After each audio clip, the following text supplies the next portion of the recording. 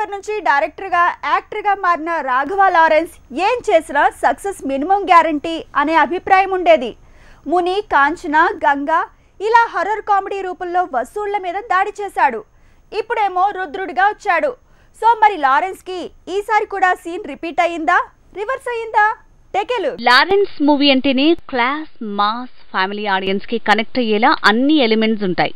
ముని, కాంచన, గంగా ఇవన్నీ హిట్ అవటానికి comedy, emotions, action part ఇలా ఫుల్ మీల్స్ లాంటి మూవీస్ అవటమే కారణం. అదే రూట్ లో ఇప్పుడొచ్చింది రుద్రుడు మూవీ. సాఫీగా సాగిపోతున్న హీరో లైఫ్ లో తన వైఫ్ చావు స్తంభించిపోయేలా చేస్తుంది.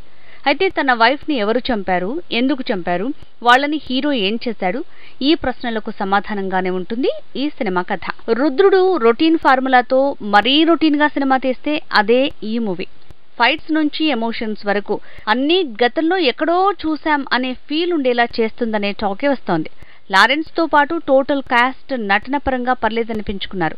మ్యూజిక్ కూడా పర్లేదనే టాకే సొంతం చేసుకుంది. ఇక డైరెక్టర్ కతిరేసన్ రుద్రుడు మూవీని కాంచన స్టైల్లో ప్లాన్ చేసి రొటీన్ మాస్ మూవీ స్టైల్లో పూర్తి చేశాడంటున్నారు.